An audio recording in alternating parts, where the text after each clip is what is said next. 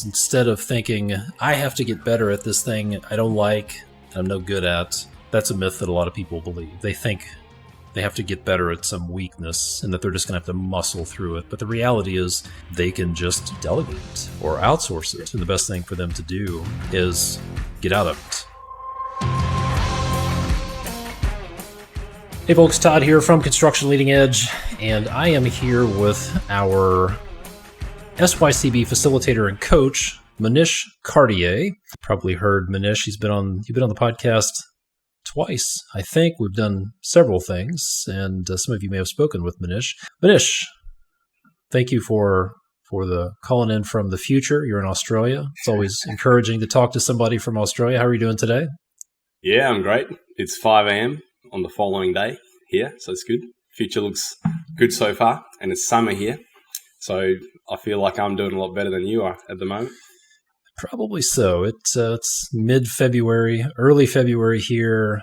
We're in the schizophrenic part of winter here in Kentucky, where it could be 15 degrees one day, 60 degrees the next day. You just never know. Tornadoes one day, blizzards a week later. Yeah, it's good times. Good times.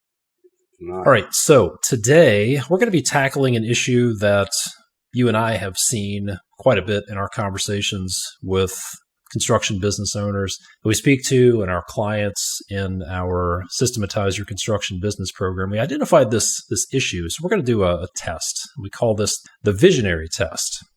So let's jump into it. A lot of what we're going to talk about comes from, if you're watching the video, comes from this book, Rocket Fuel, by Gino Wickman and Mark Winters.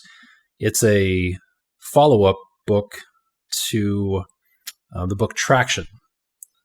And a lot of good stuff in there, but we're going to be talking about this because that's what the whole book is about, is differentiating and helping visionaries figure out what they really are, where their role is. So let's jump into it. We'll talk about what visionaries bring to an organization. We'll start going through the test. Like if some of these things apply to you, you're probably a visionary. If these are the things, some of the challenges you're seeing in your organization, you're probably a visionary. And we'll talk about what you can do going forward. And we may have some good news for you. There are some myths and misconceptions that we want to break. We want to break some of those myths, which I think will help you if you're a visionary. So first of all, let's talk about what visionaries bring to an organization. So again, according to this book, Rocket Fuel, the visionaries bring several things. They're incredibly important to an organization. So they are the idea generator.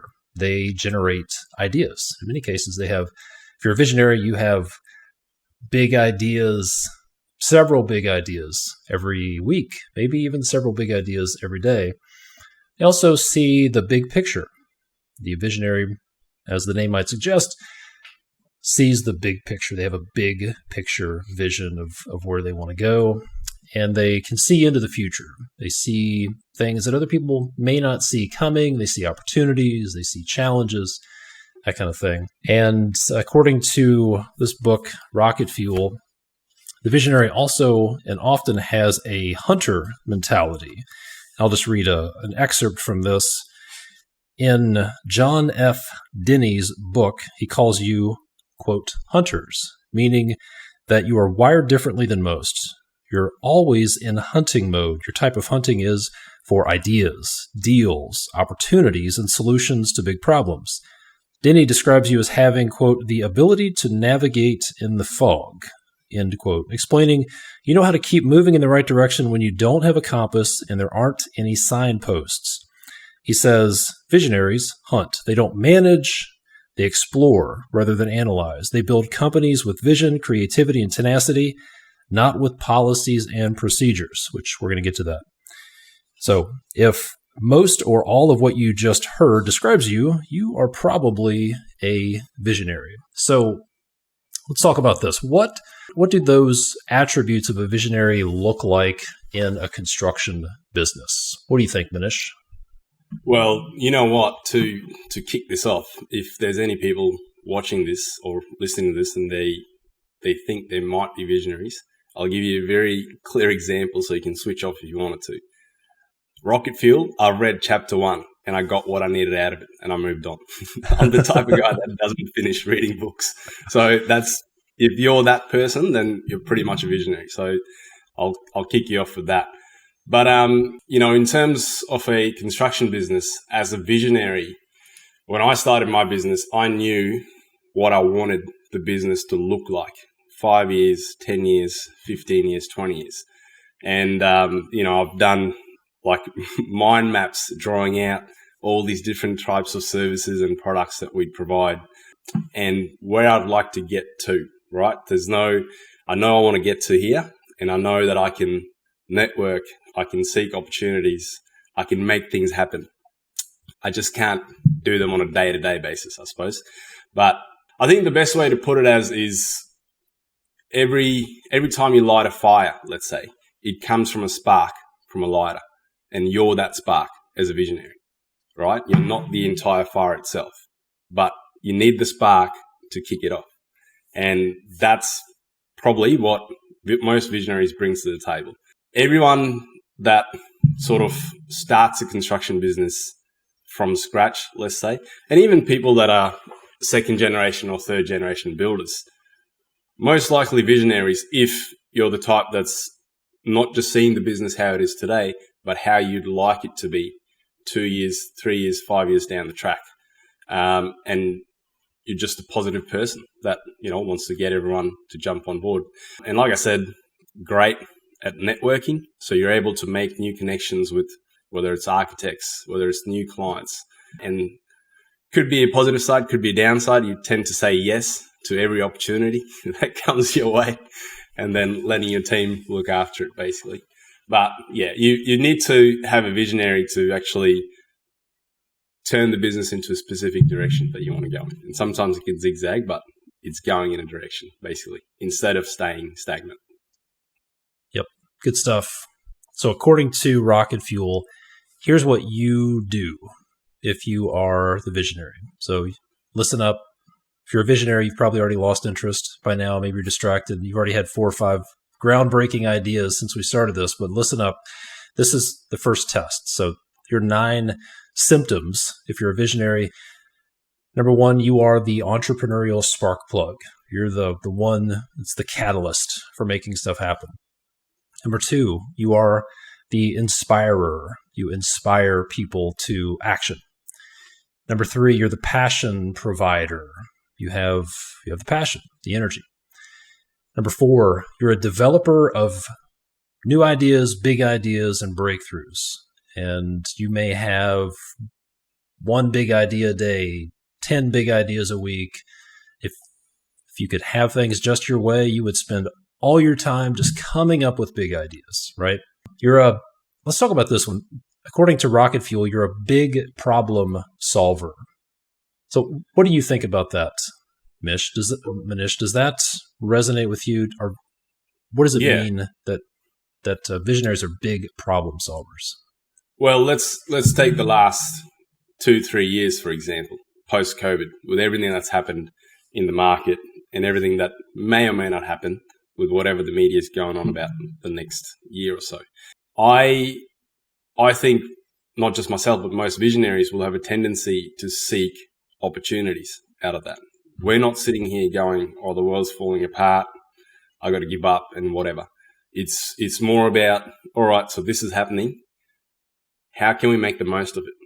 And you tend to, switch your strategies or whatever the need may be to not just survive, but actually succeed. That's what the drive is always towards. And so for any construction business, it's a massive asset having a visionary. And I'll say this, having a visionary specifically in the visionary role, not doing something else, right? Having the freedom to be a visionary is quite important. And that allows the rest of the team who may be anxious or worried about what the future may bring to rely on this person to supply that spark, to supply that energy and go, all right, we're just going to do what this guy says, because so far what he's said the last few years has worked out in the long run. And we'll just go, yep, and figure out how to make that dream a reality. Yeah, I think that's very important.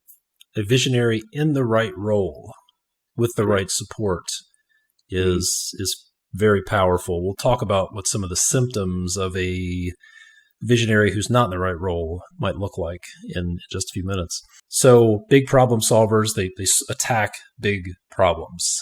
Number 6 is the visionary is the engager and maintainer of big external relationships, big relationships with partners, trade partners, referral partners, key customers.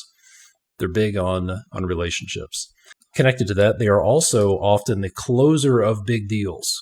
There's a big deal that needs to be pushed across the finish line. The visionary is the one that does that. They are also the learner, researcher, and discoverer. They love to learn things. They love to research new ideas and love to discover new ideas, new technologies, new solutions, new software, that kind of thing. And they are also the creator of the company vision and the champion of that company vision. So if any of that sounds familiar, you might just be a visionary. Now, one of the main ways we find out we're talking to visionaries is by some of the challenges they face, some of the symptoms that are going on in their organization, things that could be going differently, might not be going well. So here's what I want you to think about. If you're a visionary, let's talk about the top 10 symptoms that you could be dealing with. And then we'll just take one at a time, discuss these, maybe share a couple of examples. The first one is inconsistency. So inconsistency is one of the visionary's top 10 challenges. What does that inconsistency look like, Monish?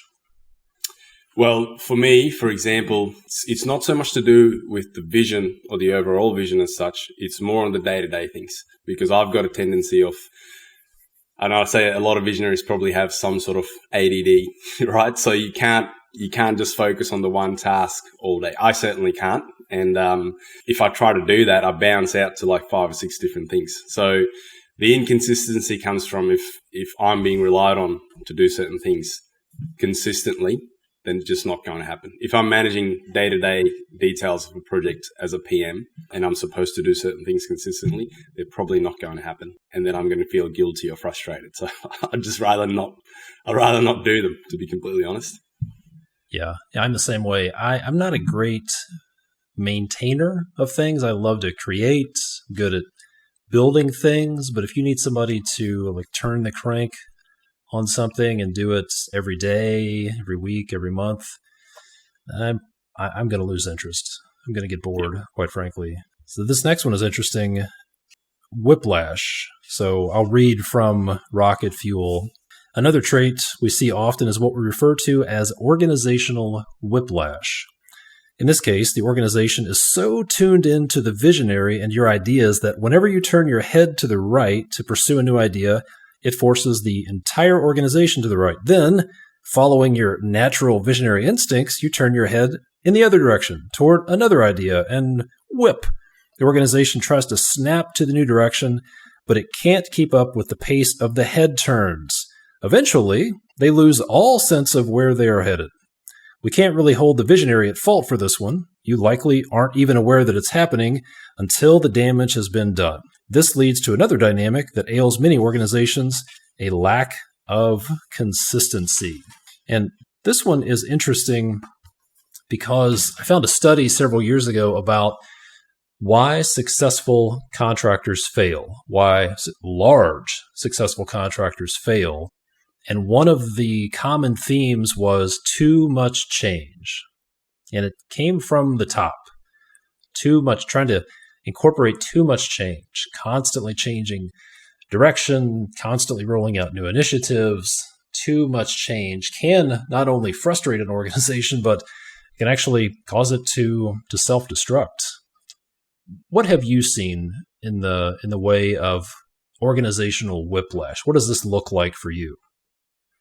Well, I'd like to call it the shiny object syndrome, right? Because every time, like you were saying, there's tons of new ideas that bounce in. Every time I see an opportunity which could turn into an idea in my head, I try and steer, or used to try and steer, the business towards that. So we specialize in residential renovations, design and build renovations here. But I have at times steered to doing commercial and then steered to doing new homes and things like that, which is fine. Like as an idea, it works, but the business isn't set up to be the best at delivering them. So all of a sudden my team has to do things in a certain way that they're not used to, or not just that they're not used to, but not the way that I've got them used to, I should say. So I'm getting them out of the system that I've built to pursue my stupid idea that I've had at the time, instead of just sticking with the program and, leaving it alone. So the tendency to sabotage the organization simply because I've had a new idea now. Let's go in a different direction. Yeah. And probably a lot of you who are listening may be suffering from a lot of shiny object syndrome because maybe you just went to the International Builder Show, right? And you saw all these new technologies. Maybe you sat through some educational sessions and you came back with 37 pages of notes. And now you're just trying to figure out, how do I incorporate all these new ideas into my business?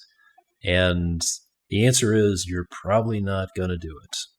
And if you try, you won't actually get anywhere because another new idea is going to come along before too much longer. And I struggled with this. I was a chronic sufferer of shiny object syndrome. Like, ooh, there's a shiny object. Let's go chase that. And then get about halfway down that path. And, oh, there's another shiny object. Let's go try that. Or, oh, there's a business book. I read this business book and I should do this.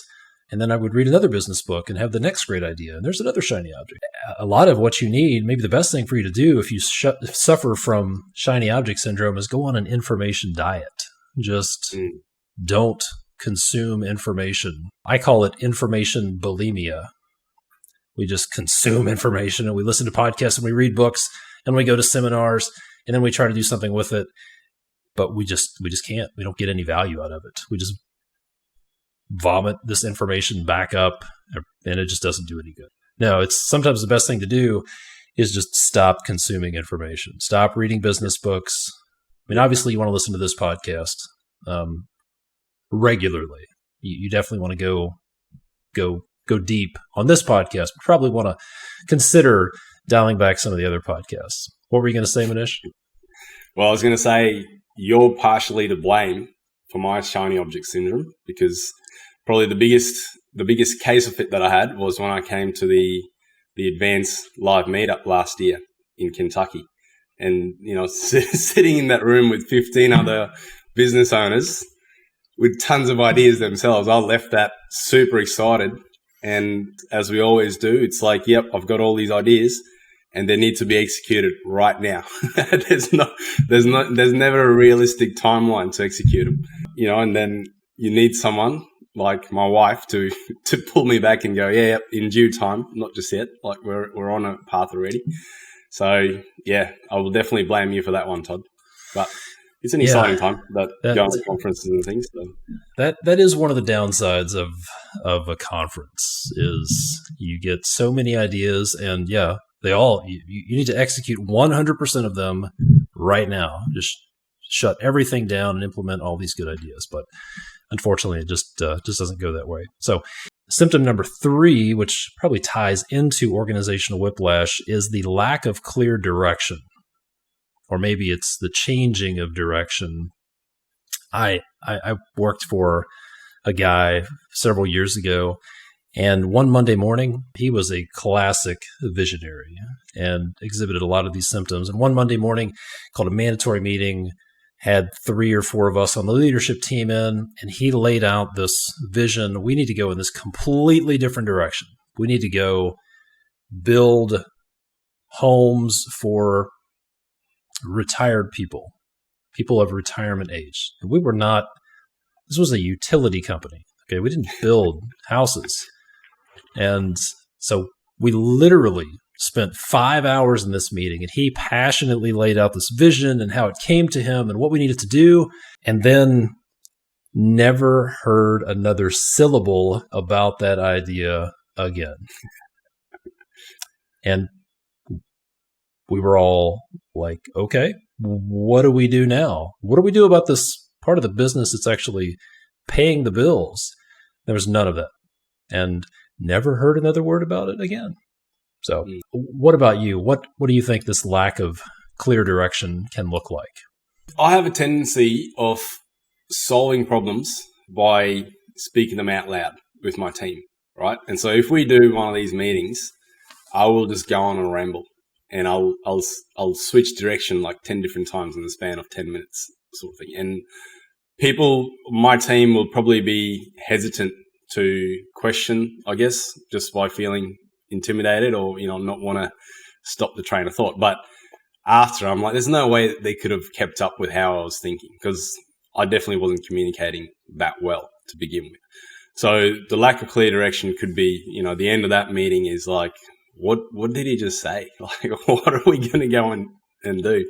And that used to tend to happen quite often until I stepped away a bit more.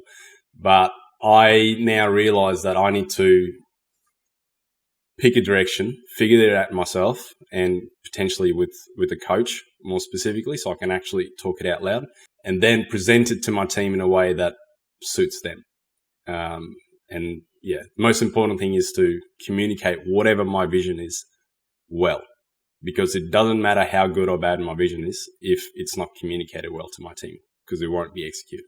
That's a really good point. I think a lot of visionaries are guilty of getting excited about their vision, and then the first time they hear their vision out loud is them trying to explain it to their team, and they're processing externally, and that's great, except every Monday morning meeting, there's a new big vision, and the team is like, hey, we're still like 12% complete on last week's vision.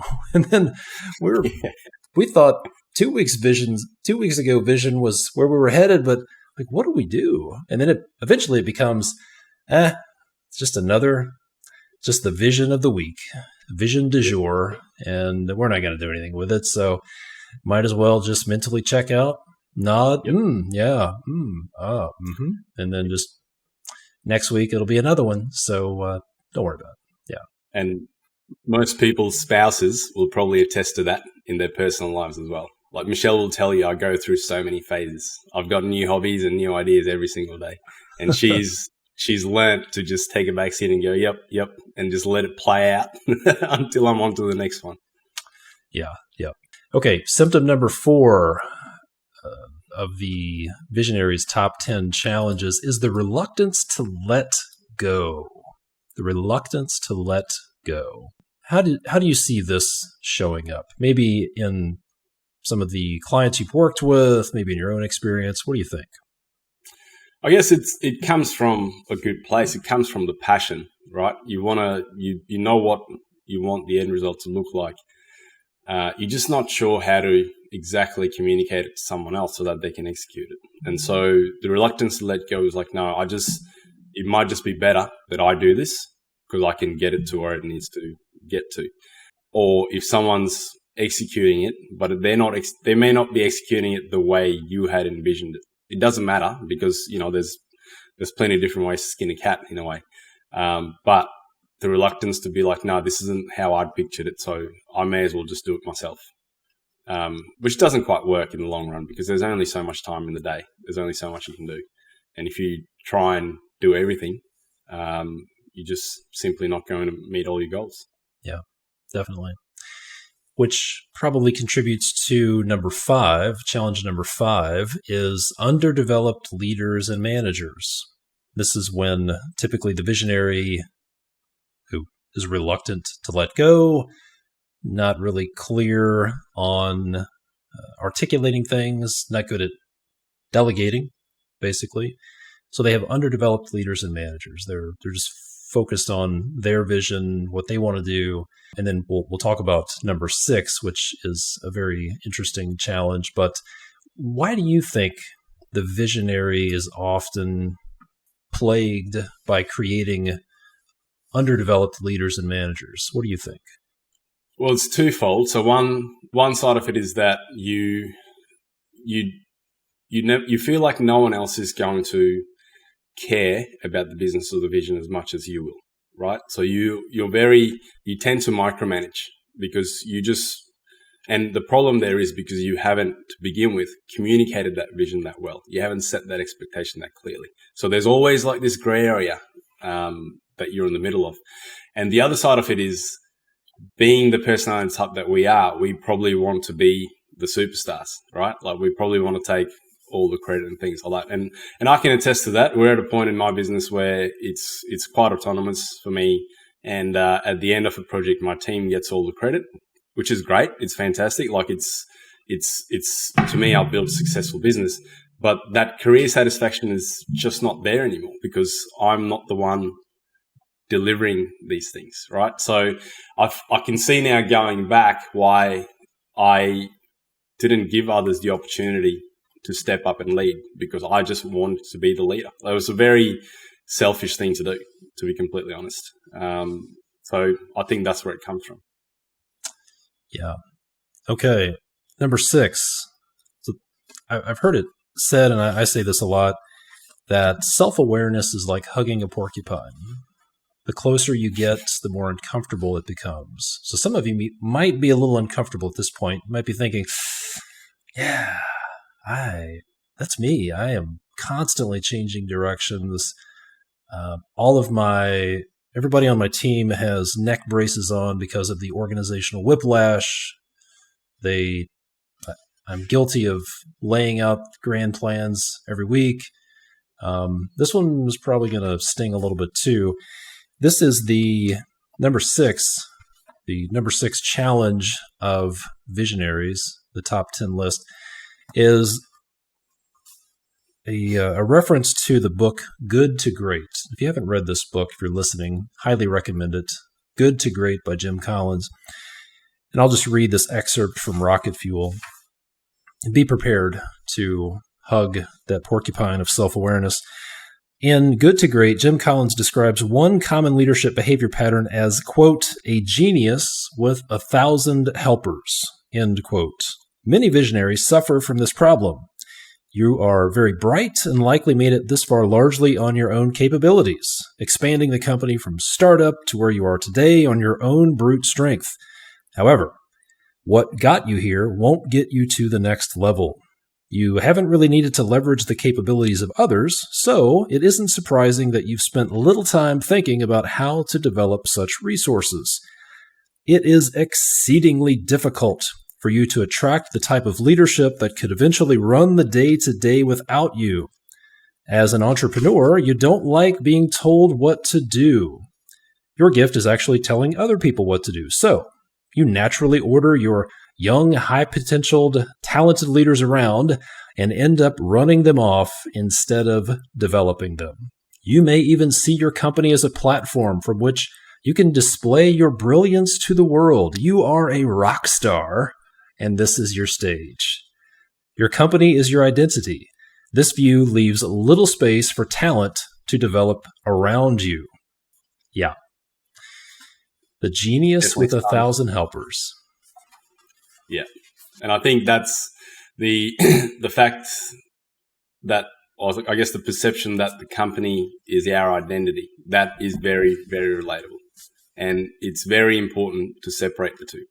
Because if I stick with that the company is my identity, the genius with 1,000 helpers, the best example I can give you is, I'm sure other visionaries think of it this way as well. I've at plenty of times thought to myself, man, I wish I could just clone myself.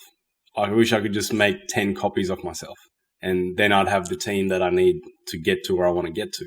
Well, that's incorrect. If I made 10 copies of myself, all of a sudden I would have 9 competitors in the industry, right? There'd be 9 other people that start businesses, and we'd clash heads all the time. It definitely won't work because I am not the right personality for every single other job in the business.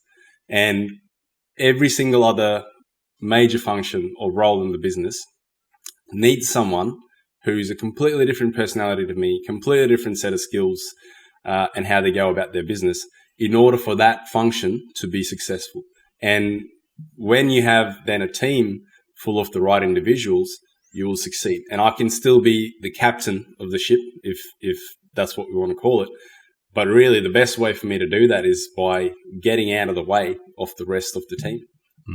giving them a sense of direction and saying, all right, off you go. Let's see how you guys perform with your individual strengths that you're bringing in. And a good way to explain that is by looking at, professional sports teams, like any sort of team sport. Not everyone has the exact same set of skills. Not everyone is going to be a superstar. It's just not possible. Like if you had the Chicago Bulls with 5 Michael Jordans, you'd have 5 people that hate each other. It wouldn't work. And it's really important for the other people to also succeed and do their jobs well, etc., to keep going forward. Yeah. And what I hear from folks who fall into this category of a genius with 1,000 helpers is if you have an organizational chart, if you have a visual depiction of your organizational chart, it would probably look like one of 3 things. One, it would be everybody in your company reporting to you. Option 2 is it's like a wagon wheel and you are the hub in the middle and everything goes through you. Every question goes through you, every problem comes to you, every decision comes to you. Or option 3 is it looks like this pile of spaghetti, this 3-dimensional pile of spaghetti, and you're in the middle of it somewhere. And everything's connected and it's just a gigantic mess. So that's what the genius with 1,000 helpers looks like. And I think a lot of that goes back to the mindset. It's thinking, well, it's my vision, it's my company, and these people are just here to help me achieve my vision and do what I want to do. A lot of it goes back to that belief. And if that's your belief, then that's probably what you're going to get. And the root cause of some of your problems could go back to that belief pattern that these people, if you believe these people are just there to help you and do what you tell them, that's the way you're going to treat them, and that's what you're going to get. Number 7, this one was a little interesting to me. The number 7 challenge of visionaries is ego and feelings of value being dependent on being needed by others. So this is the visionary often gets their sense of value from other people being dependent on them. What do you think about that? I can definitely relate. Like coming back to when we came to the US last year to the live event, Michelle, myself, and our son Max, we took a couple of weeks off after that and traveled around New York, and then came back here. And during that time away, I spent maybe 2 hours a week on the business, and that was weekly team meetings with my staff and anything that they needed specifically from me, which was pretty disappointing because there wasn't a lot that they needed from me. And what made matters worse is when I came back, I had this false perception that, maybe things have gone wrong. I just haven't been made aware of them. And so when I came back home, I called our staff, I called our subcontractors, and I called our clients. And I went and saw our clients from our live projects just to be like, hey, I was away for the last 3 weeks. Just want to make sure that you don't feel that I abandoned you. I'm still here.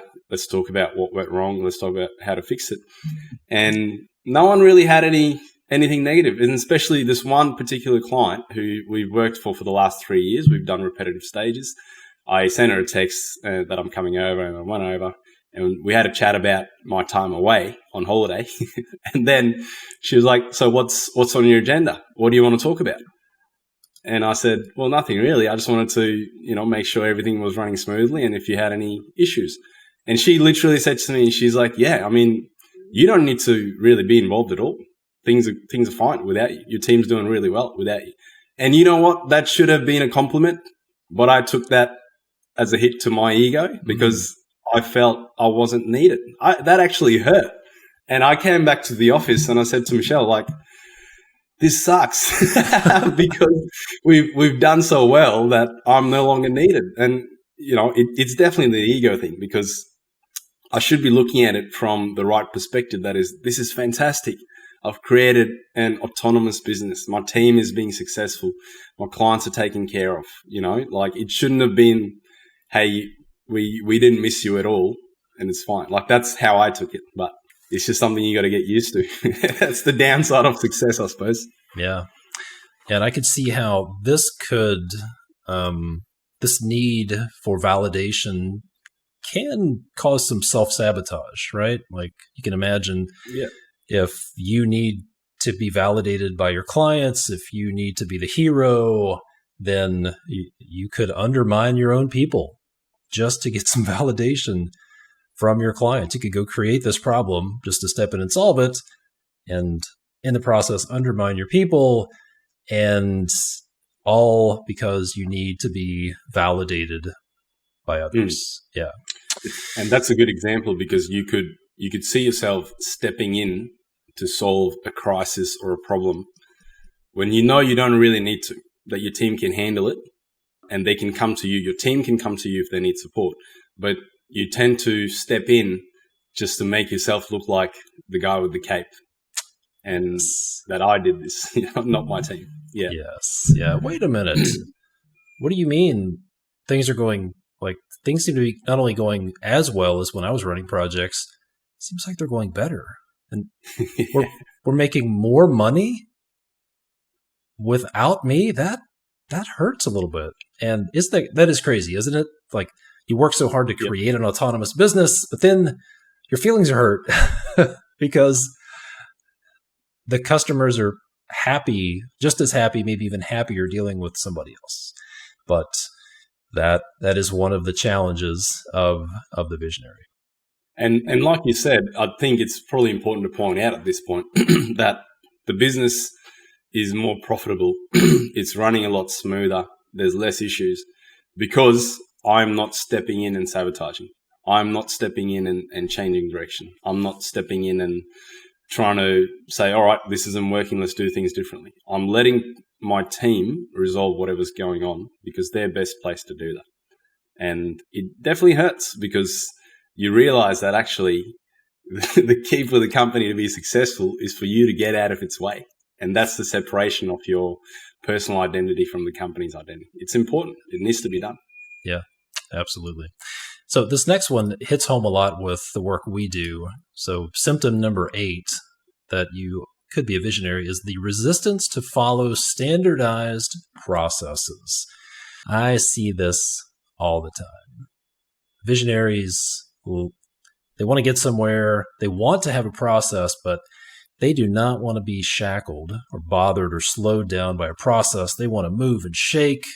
They're like, I'm a free range pony. You can't hold me down. I'm a peacock. You got to let me fly. And they bypass and sidestep, and they're a little too agile for standardized processes. What sort of problems does that create? What do you think? Well, it's the approach to this is usually do as I say, not as I do. Yeah. Right. So we've gone through, we've systematized my business and created all these processes, blah, blah, but I'm not going to follow them. Not that I don't want to. It's just, I don't think I'm physically capable of doing that. Right. So if I stick to trying to do things myself within them, I'm probably not going to do them. And it's better off. It's not so much of natural resistance. It's just, I just don't see that as a priority. I'd rather be free to be creative instead of sticking with a standardized process. And so it's important that I delegate that to someone else that loves sticking to standardized processes and can actually succeed in that environment. Yeah, absolutely. Number 9, I see this all the time. The visionary is easily bored. The visionary is easily bored. How does this show up? Well, you've seen this with me when like a year ago, whenever that was, when my business was getting streamlined, it was getting smoother, and I was just going, all right, let's do developments, let's do this, let's do that, and effectively trying to sabotage the business because that split had happened, that it wasn't my identity anymore. The business was successful in its own right with its own team, and the reason I'm bored is because and you'll see this with most visionaries, I tended to do 60-hour work weeks and kept myself busy. Just because the business is now running smoothly doesn't mean that I'm going to now all of a sudden watch more TV and kick up my feet and relax. And it's just not who I am, right? So I have a tendency to get bored and want to do something new, something different, and keep going on. And that's when you were just like, calm down, stop trying to come up with all these different ideas, and step in and help out with some coaching things, which I did. But the boredom thing, again, it's important to recognize that and separate myself from the business, because I can't simply use the business to cure my boredom, because again, that's me sabotaging it. It's not healthy for the business for me to use it in that sense. So if I'm bored, I need to go find new hobbies and stop trying to get, that need for validation, that dopamine hit out of the business. Just leave it alone and let it do its thing. I think that's a really important point. It's a lot of these symptoms we've talked about, in a word, can be traced back to selfishness, right? I need to get validation. I need this business to be a creative outlet. I need it to do something for me. It's all about me as the visionary, and that is probably the root cause of a lot of these issues. And I've certainly seen that in a few cases. Yeah. I just want to say at that point that someone has to be like that. Like, I'm not trying to say, we're not bad people. There are certain bad elements and aspects, or let's say negative elements and aspects, which after a certain point, it's the point of diminishing returns sort of thing. But up to that point, up to that inception phase of a business, you need to be that person. Because if you're not that person, you're not going to make it past the first 2 years of the business. You have to be that guy or girl that is going to be like, all right, this is my vision and I'm going to make it happen no matter what. I'm going to drive. But like you said, what gets you from A to B will not get you from B to C. It's think of it as the rocket. You launch and then you've got to let go of that fuel tank or whatever it is to then let the satellite go through. Like, you can't hang on to that. You've got to drop that off. And so it's not just all criticism. Like, it's a good thing you are the person you are, but once something's created, let go of it and let it succeed. Yeah. Yep. It's exactly what Jim Collins said. You're very bright. You likely made it this far largely on your own capabilities, expanding the company from startup to where you are today. However, what got you here won't get you to the next level. So you have to make that transition. Okay, the last symptom is pretty straightforward. No patience for details. No patience for details. The visionary they just don't want to be bothered by the details. They want to stay at the 30,000 foot level. Yeah, so let me just recap these. Top 10 symptoms, you're a visionary. Some of the challenges you could be dealing with: inconsistency, organizational whiplash. And I would encourage you to count on this, how many of these 10 would show up if someone audited your business. Inconsistency, organizational whiplash, lack of clear direction, a reluctance to let go of things, underdeveloped leaders and managers, the genius with 1,000 helpers, feeling dependent and getting your value by being needed by others, resistance to standardized processes, easily bored, no patience for details. So rate yourself there, see how you're doing. Next, let's talk about some misconceptions and myths about being a visionary. So you made an interesting statement when we talked about doing this podcast. You said you misdiagnosed yourself. Talk about that a little bit, and then tell us about some of the myths and misconceptions about being a visionary. Well, like I said, I didn't, bother reading more than that first chapter of the book. But even before that, with Traction, I haven't finished Traction. Just like Good to Great, I haven't finished Good to Great. I don't finish things. But I hadn't identified myself as a visionary because to me, that seemed something like Elon Musk, right? It seemed something way too far removed from who I am as a person, because I've got a construction business just like so many other people. It's this, we're just doing what everyone else is doing, but trying to do it slightly better. I didn't really see myself as, I'm not a tech entrepreneur that's come up with a brilliant new idea to do things. I just figured I'm just doing what everyone else is doing. So to me, and because throughout my career, I've been the guy that gets things done, the problem solver or whatever. I saw myself more as the integrator or the implementer, not so much as the visionary. And because I didn't quite see that, I didn't quite realize that's who I am or that's what my personality is, I kept being still involved in day-to-day tasks, in things that I really shouldn't have. And it didn't quite become clear to me, excuse me, how bad I was at those things until I got rid of them. Estimating is probably a huge one out of that. So when I estimate, the tendency was that this is overpriced. I'm not going to win the job. There was a lot of fear of failure and rejection. And most often when we submitted the prices, people didn't even really ask me to reduce the price or whatever. It was, I don't know where this came from, but it was just an internal thing. So the dialogue while I was estimating was just being, I'd procrastinate a lot on it. I'd try and reduce the prices, and we'd end up winning jobs that were underpriced, basically, not as profitable, and the team would suffer on the other end. Once I let go of it and passed this on to our pre-construction manager, Rachel, everything she touched, we won, right? Every single thing. But not only that, it was estimated the way it should have been. And my job in that was that Rachel and Andrew, our construction manager, would put this bid together, present it to me, and as I'd warned them I'd try and reduce the margin on it, and they'd say no, because we're going in at this margin because this is what the business needs. We understand that you want to win the project. Let's just go in at this and let the client come back and say you need to be cheaper. And we'd do that, and most often the clients wouldn't do that. And, we're not setting a margin that's out of the norm for our industry. We are quite competitive, and more importantly, we're providing a really good service compared to other builders. So it was definitely not worth reducing that any further.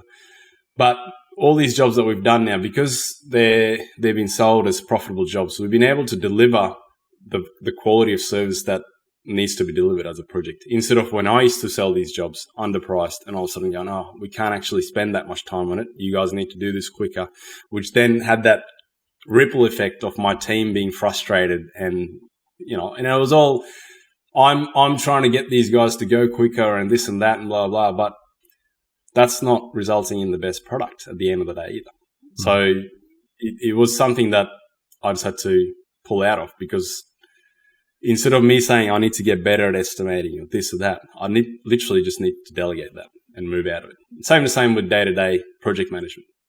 Like things just can't happen at my pace. It's unrealistic, and I'm better off being in that visionary box than that. So I had to go through like a 18-month period to realize this through trial and error, which sucked. But knowing those things now and seeing them firsthand, I can vouch for them when I'm speaking to our clients and say, look, it's real. I've seen the results, and I've seen the results in our bottom line. So sounds like the first myth is, instead of thinking, I have to get better at this thing I don't like and I'm no good at, that's a myth that a lot of people believe. They think they have to get better at some weakness and that they're just going to have to muscle through it. But the reality is they can just delegate it or outsource it. And the best thing for them to do is get out of it. What else? What are some other misconceptions that visionaries are stuck in? I think the other thing was we're always looking for growth, and we know that the business in its current form isn't quite ready and it needs to be set up and go forth. And most of us know that, through reading these books and podcasts and stuff, that the systems and processes need to be set up, and it's always on our to-do list, always. And it's never going to happen, being completely honest, because we're just natural procrastinators. It's not in us to sit at a desk for 8 hours a day and write out a Word document or, figure out automation and build a trend and this is how we're going to do it. Like, we'll probably make a start at it, but we're never going to finish it. And we're never going to get it perfect enough for us to implement it to the business. And so the other myth is that, yeah, it's my business, so I need to create all those things. I think that's incorrect, as I found out. I think it's better that we present the vision very clearly and we get the team to bring in their input and say, all right, if we want to get there, in my role, I need to do this way. I need to do this way. And then you give them the freedom to actually go on and create these processes, implement them, and then come back to you with feedback. And, when a team member comes to you and says, hey, I put this together, I've been using this for a few weeks, but I need to change a couple of things on this because it's not working. That's when you go, yes, let's do it. You don't go, no, let's do it my way because I think it'll work better. You don't do that. That will be the natural reaction, but try and not do that. Just trust your team and let them go through and succeed or fail to find out what works or doesn't in their role, because you're not the one doing it. Absolutely. Yeah. So I think you put it really well. You may think you have to create all these processes and all the structure, but you're wrong because you'll never do it. And even if you do get it close, it will never be perfect enough and it will just never happen. And secondly, it will work so much better if you just stick to the visionary role, go plant a flag out in the future and say, this is the vision, this is where we're headed. Let's all get there. Let your team harness the power of your team and leverage your team to create the process, implement the process, improve the process, and just stay out of it. Yeah, absolutely. What else? Any other myths that we need to bust out there that visionaries are stuck in? I think it's probably at this point, if you're realizing you're a visionary and you've got your vision, your goals. Like most of us will have over-ambitious goals, and we're probably overachievers as well to begin with. Like, you're already successful at the point that you're at. But as we were saying, separating the business from ourselves and then going further to create new businesses or whatever, I feel like a lot of visionaries think that just because they have the vision, they also know how to execute all that high-level strategy in the long term as well.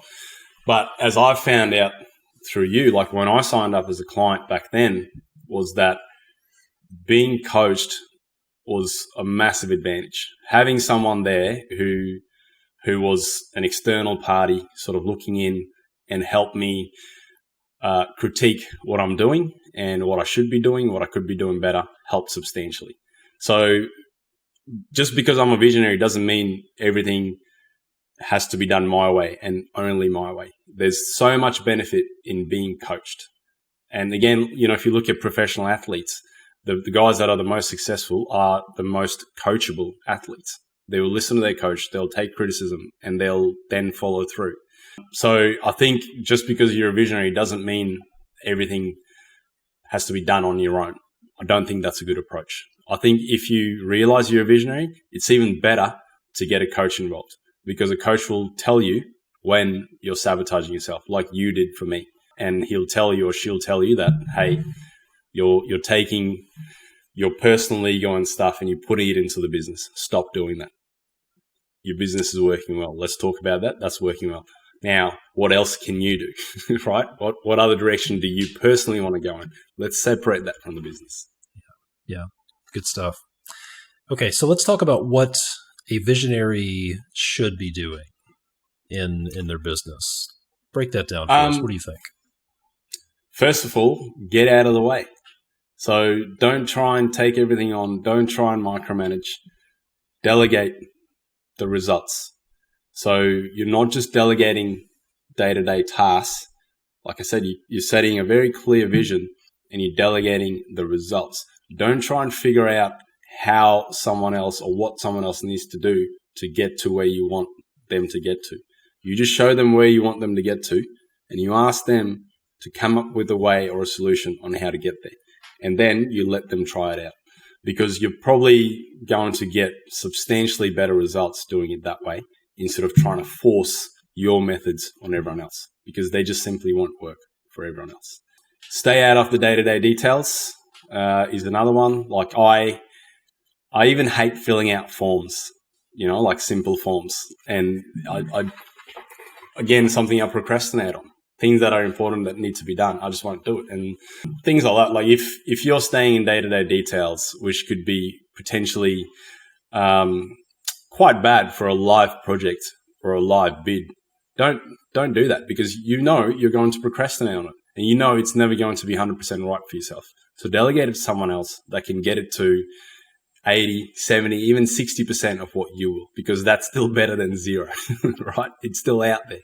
And especially when, let's say, you're systematizing the business, like what we're doing in the program. We're seeing this with our clients, and you saw it with me as well, that the first 2-3 weeks are important in terms of setting that vision. But then we do the nail the handoff session, or the client does the nail the handoff session with their team internally. And that's when they delegate the results to the team. And all of a sudden now the team's stepping in. And you can see just the demeanor of all these guys who in week 1 were just so frustrated, disgruntled, like no one's doing things the way I want to do things, blah, blah, blah. To like week 5, week 6, they're just going, oh, things are going, like we're seeing results so much better and so much quicker, because all of a sudden there's not just one person moving towards those results, it's the entire team. And the biggest feedback we get from a lot of these guys is when they did the nail the handoff session with their team, is that they were surprised at how many good ideas the team had, and that they never even bothered to ask the team to come up with ideas. And they were just like, I saw a completely different side to my team that I've never seen before. I just thought these guys are just doing things as I'm telling them to do, but they've all got brilliant ideas of their own. And that's when the tables turn. That's when they go, all right, I'm comfortable now to pass the baton on and move on to other things. And that's that's the point when you realize that we're from A to B now. That's B. Now to go to B to C, all I have to do is support my team. And supporting doesn't mean micromanaging. Supporting means being there to answer questions when and if they arise, and providing the tools and the resources and the means for the team to be successful and just getting out of the way. Yeah, I think it's so interesting to watch the progression. We've taken a lot of people through this process, and leading up to the nail the handoff session, they're like, I don't know. Are they going to make fun of it? Are they going to be annoyed? Are they going to be frustrated? How am I going to get them to engage? And then on the group call after this, people have their session, they're like, wow, that was amazing. I thought they were going to hate it, but they were excited. And yeah, all these great ideas came out. Like, and some of them are like, where's this been for years? Where's all this creativity been for years? Well, it's been there the whole time. And just a few simple adjustments and doing it in the right way. It's amazing what it unlocks. Yeah. And then the other thing that's interesting is we've seen several people who are the business owner, and they'll join the program, and then they'll say, we'll have a talk with them, and then they'll ask, hey, this person is I'm going to set them up as my CEO or my COO. Can they participate? And the answer is absolutely. And we would actually encourage that. So we have a lot of people who have signed up as the business owner and then delegated this process to their CEO or to their COO. And that's like the ultimate level of delegation. And it has worked incredibly well. Yeah. And I'll just comment on, there's usually with that nail the handoff session, there's usually a lot of concern regarding engagement, that these guys are worried that your team's going to turn up and they won't be vocal enough. And I'll tell you the root cause of that. The root cause of that is because you've never given them the opportunity to be vocal. You've always been that guy that will just talk for 10, 15 minutes straight, and people are just sitting there and nodding. And that's what you're used to. The way I can relate to that is like, anytime I'm doing that, I feel necessary to talk even more because I feel I'm not getting my point across because people aren't responding. Yeah. But all that is that there's no gap, right? There's no, all right, this is what I think. What do you think now? There's none of that happening, and it's never happened before. Whereas the way this session works is this isn't about me. It's about you guys. Let's talk about how to make your jobs easier. And surprise, surprise, there's so many ideas that come out of it. Yeah, instead of monologuing like an evil superhero where you're just telling about unraveling all the mysteries of your grand plan, maybe ask some questions and involve some folks. Let's talk about this for a minute. What can a visionary do to create an environment for success? I mean, there are certainly some environments that would not set them up for success, like isolation is probably not good. Separation from their team is not good. A few things that would create an environment for failure for a visionary, especially like saying you have to go create all these systems and lock yourself in a room for 3 days and hopefully come out with a stack of 3-ring binders. So let's talk about what are a few things that a visionary can do to create an environment for success. What do you think? I think, just coming back to the program itself, like I said, the first couple of weeks, we really try and hone into that vision, getting that vision down on paper.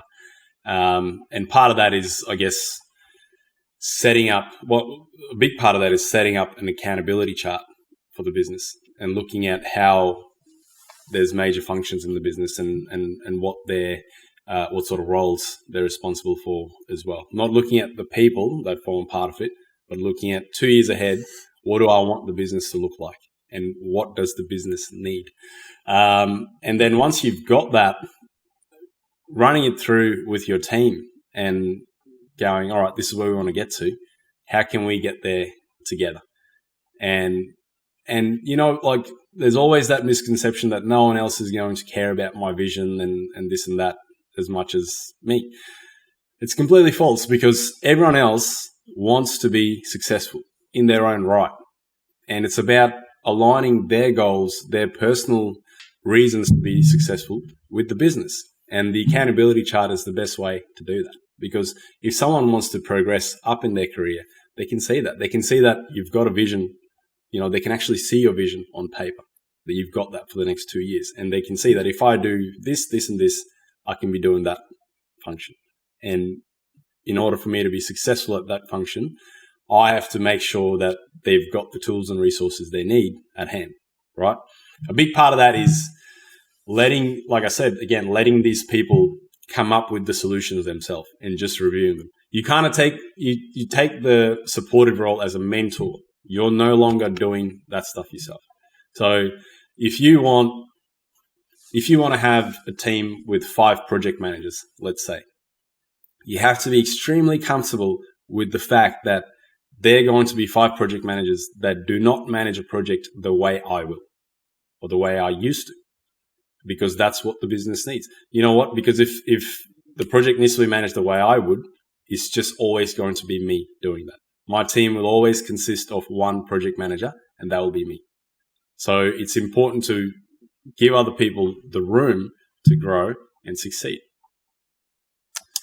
Good and advice. just keeping a positive mindset. Like, we last year in April or May determined, I got the team to do their disc profile, and I've done one about 10 years ago, and I'm a very strong D, which is a very assertive, aggressive sort of person. Not aggressive in a bad way.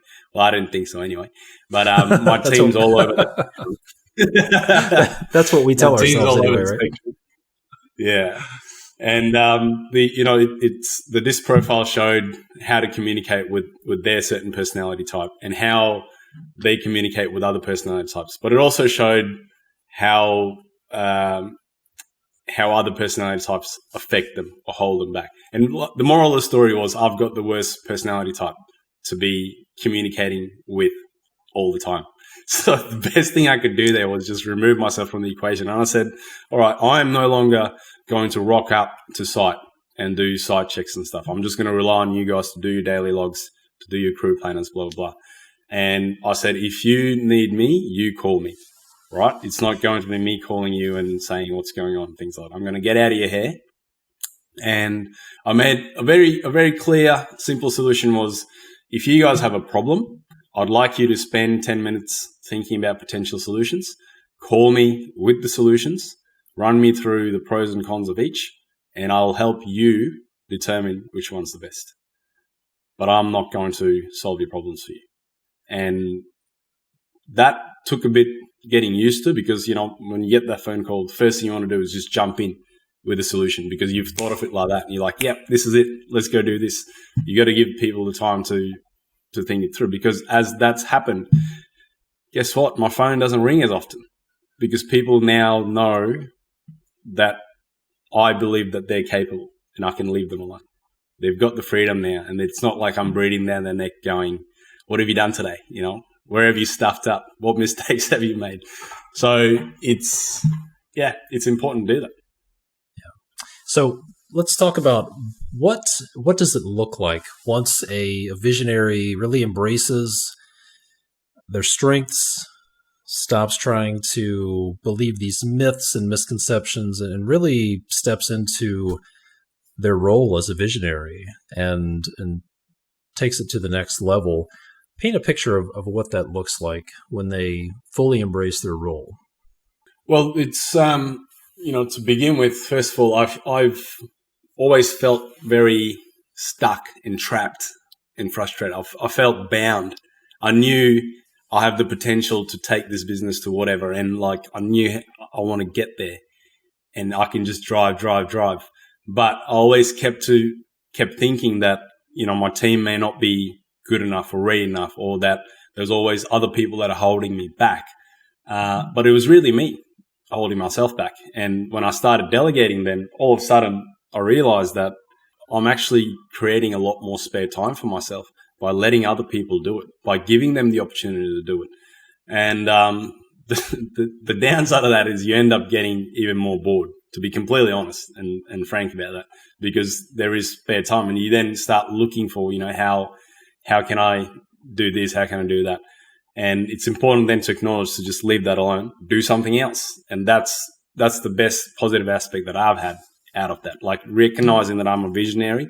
I need to be involved on the extremely high level parts of the business. I need to be there as support and a mentor, but I'm not doing a 40, 50, 60 hour week in the business anymore.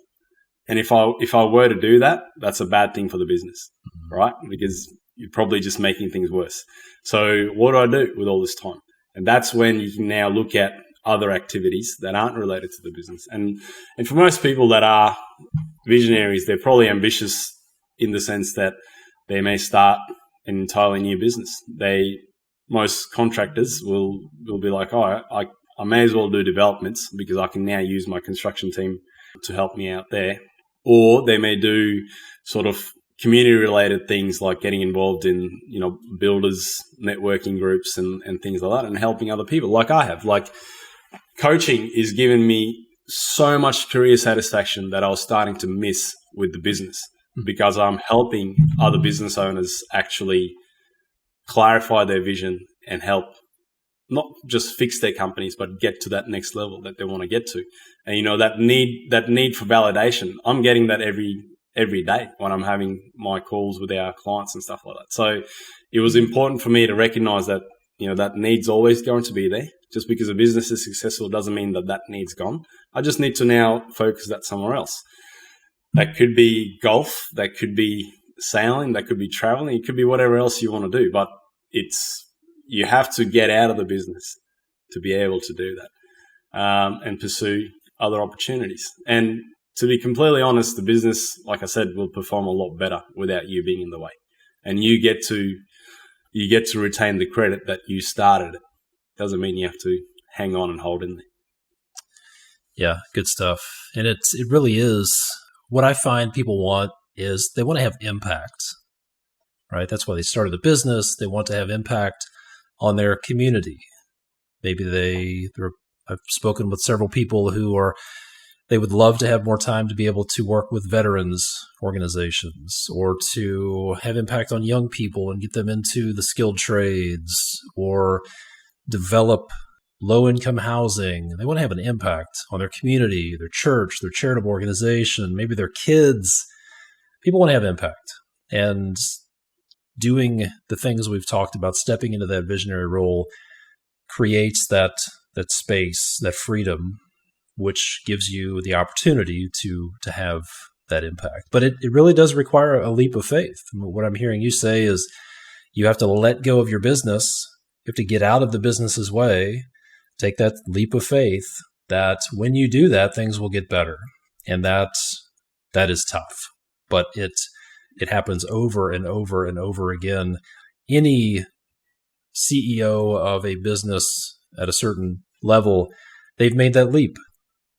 And it's just part of that progression. Like we've said a couple of times, what got you from startup mode to where you're at is not going to get you from where you're at to truly being in that visionary role. And that requires a leap of faith. So, and I should probably mention there that it's not, the leap of faith doesn't happen overnight, and it shouldn't happen overnight. You shouldn't, like, the way to do it isn't like, all right, I'm going to stop doing everything I've been doing. Good luck, guys. Sort it out. That's not how it works. No. You've got to actually, build the framework and then gradually move out. Yes, absolutely. So when we talk about environments for success, what we found is one of the best ways to create an environment for success is to get into a community of people that are working on the same stuff as you are every single day. People who are moving and stepping into their true role as a visionary. And that's what we have here at Construction Leading Edge. We have this incredible program that Monish is part of, and it's where we work with you to help you systematize your business, just like we've done for dozens of other clients over the past year or so. We begin to work on you and your mindset along the way. We're going to help you embrace this visionary role along the way. And one of the most interesting things about it is that for most of our clients, not only does their business get radically different, not only does their bank account improve radically, but they become radically different as well. They have more confidence, they sleep better at night, they have more peace of mind, they're a better leader, their team is happier, they're showing up better for their family and their team. They're really having more impact, more of a positive impact that they want to.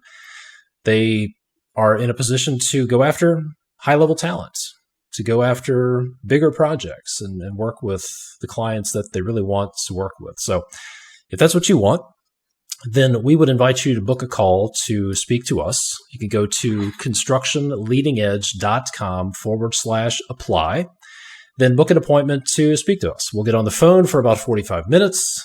You can tell us what's working in your business, what's not working in your business, and we'll put our heads together and we'll come up with a step-by-step game plan to get you where you want to go. We'll talk about the real root causes of some of your biggest and most painful problems, the obstacles that are holding you back. We'll talk about the crucial systems that will help you solve those root causes, but also what needs to change in your mindset to get where you want to go. And if you want our help to do that, then we can help, or we can talk about that too. If not, that's fine too. Either way, our goal is just to give you massive value. So go to constructionleadingedge.com/apply, APPLY. Book that appointment to speak to us. It's absolutely free, and it will likely be the best 45 minutes you've spent working on your business in a long time. I promise you that. All right, Monish, anything else that you'd like to share? Anything else that we didn't cover today?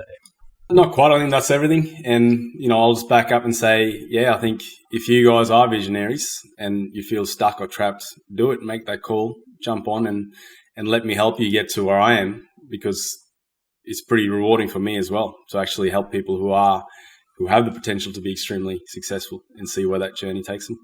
Good stuff. Well, thanks for taking the time to be on here and sharing. Thanks for all the work you're doing.